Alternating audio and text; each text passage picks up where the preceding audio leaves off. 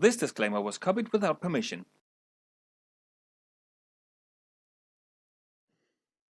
I was wrong. Now I have to correct myself.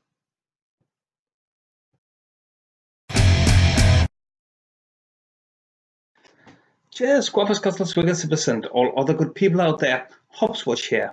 And it turns out I was painfully wrong about something I said in an earlier video about Torben Søndergaard. You know, the fundamentalist Christian, faith healer, exorcist, lying fraud who's seeking asylum in the United States and who absolutely loves Donald Trump. Some time ago, I posted this video about him, and I wrongly claimed that the mental violence law that he was talking about hadn't been adopted yet. And also, please tell me with a straight face that conviction of innocence is a bigger problem in Denmark than in the United States, where he is now seeking asylum from being unjustly persecuted, while he really isn't, because of a law that hasn't even been passed yet. Why was I wrong? It turns out it has. It is now applied law, and it has been so since March the 30th, where our Queen, Margaret II, you know, the one who either had a stroke or an absurd and evil sense of humor to invite Donald Trump to visit. And then he cancelled because the suggestion about buying Greenland was rightfully denoted as absurd by our Prime Minister. Matt Fredericksons? Here mispronounced by Mr. Atheist.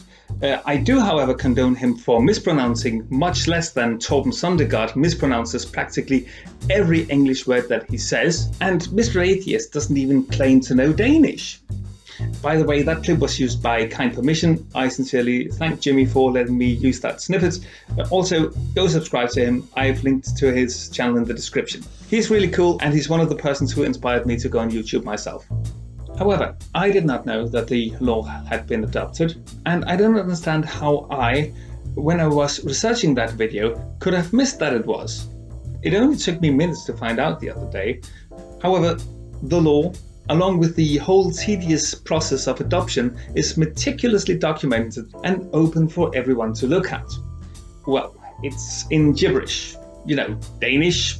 So a lot of you guys watching, hopefully, as I'm aiming for an international audience, that's why I call that buffoon Søndergaard now instead of Søndergaard, you would all have an excuse for not finding it. But I hope that by correcting myself about this mistake, I have redeemed a shred of my credibility, contrary to Torben Søndergaard, who remains a lying scumbag, if you look closer at what he claims about the law. Now let's just briefly look at his claims about the law itself and which consequences it would have for him. And the first time we had some meeting, we talked about maybe just take religious visa or working visa or something. And hope that everything would just fall down and be quiet again so we could come back. But then the laws came. And when the law came out, I have the law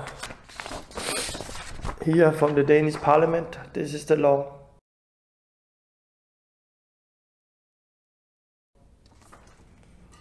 And there is one thing, one thing they have come to define what mental violence is. And that is to cast out demons. That law have not been there. That thing had not been there if it had not been because of me and the programs. And I've never had any complaint. And then suddenly, it's in the law. I'm in the law. Mental violence gets 3 years jail, but also with the new court case, they can come from one day another to take away the kids.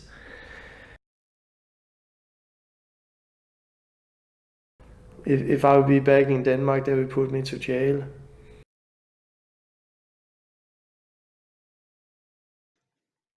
Those were the claims. Now fill up your cups, because here comes some dry legislative stuff.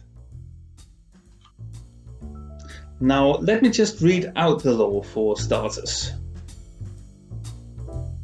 Så, den som tilhører eller er nært knyttet til en andens husstand eller tidligere har haft en sådan til... Oh, sorry. Okay, here goes.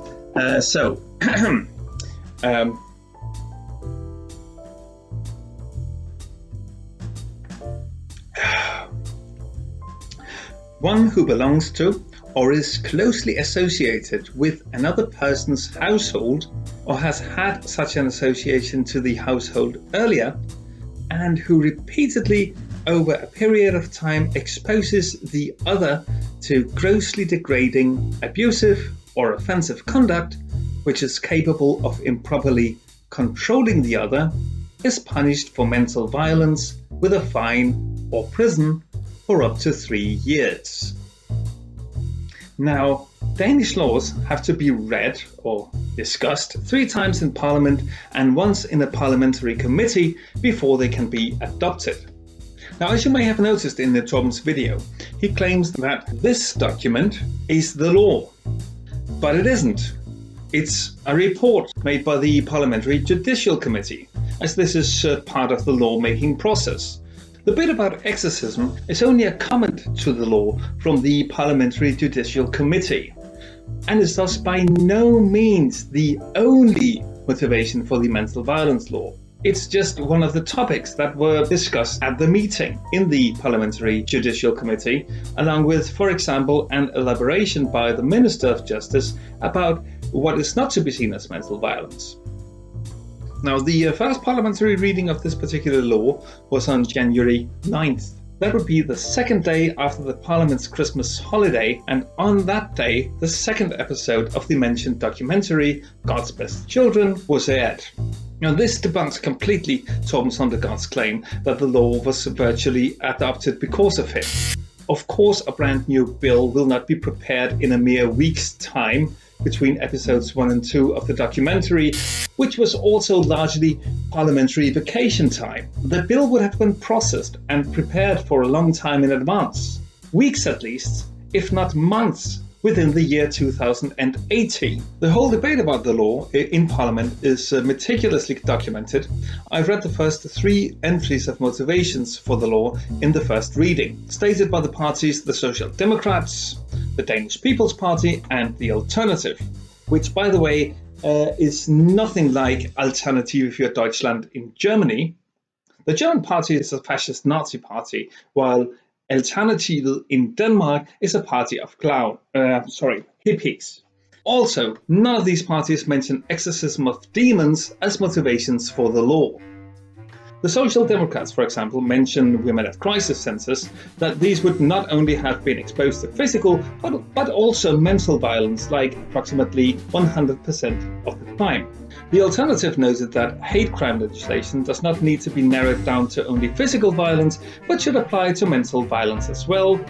And then there is the Danish People's Party, which criticized the fact that the legislation only applied to households and not, for example, public institutions. This completely does away with Torben Søndergaard's claim that the law was directed at him and his exorcism business. So where are the good reasons and motivations for this law, other than protecting children from having exorcisms performed on them or in front of them?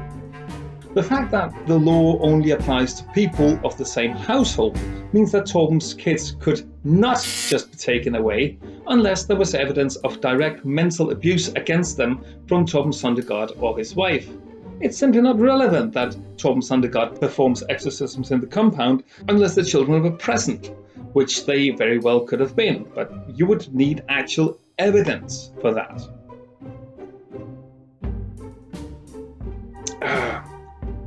Also, there's a claim about him being put to jail the second he touches Danish ground.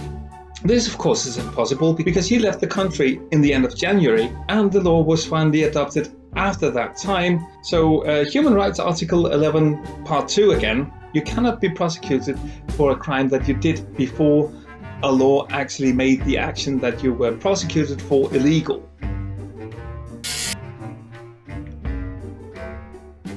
By the way, not only in his initial video he was peddling the notion that he was persecuted, he also does that on nationwide cable TV.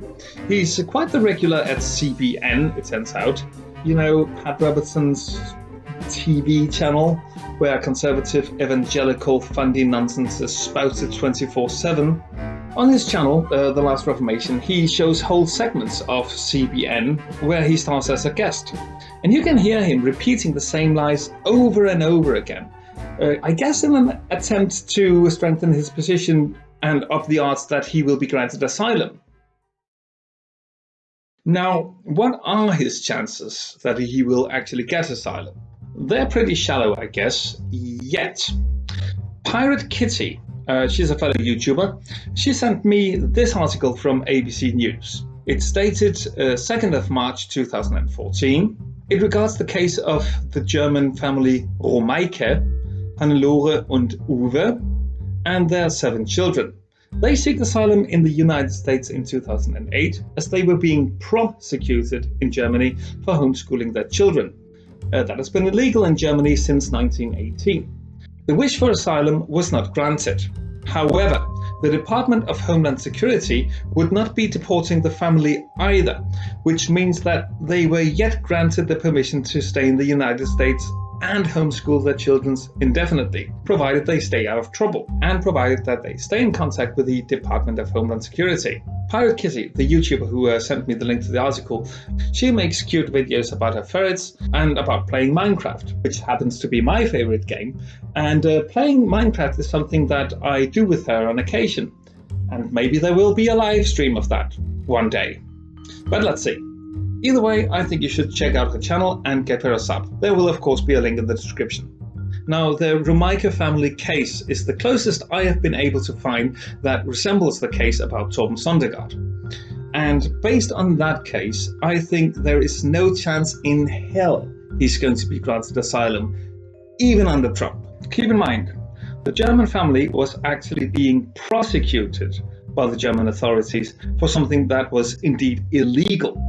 However, the Obama administration, thus the article, did not regard the German legislation against homeschooling to constitute a case of religious persecution, something that would have granted them asylum, or at least upped their chances. And exactly the same thing could be said about the Danish mental violence law. Contrary to Torben's lies, the Danish law about mental violence is not at all made with religious exorcism in mind. Also, there's no prosecution taking place against him. There's no warrant for Torben's arrest for breaking that law. As a matter of fact, there couldn't possibly be, as he left Denmark in late January.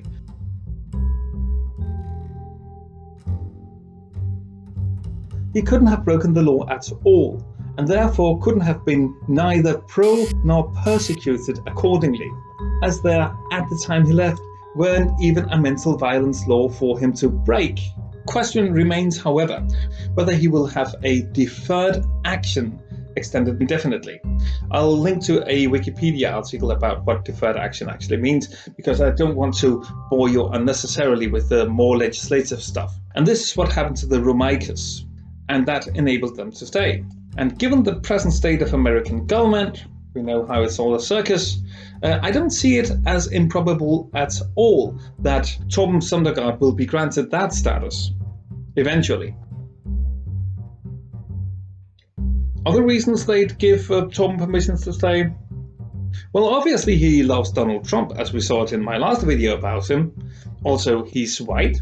He speaks English with a horrible Scandinavian, well, Danish accent, and that not being a Spanish accent or an Arabian accent or generally Middle Eastern accent seems to count to his advantage.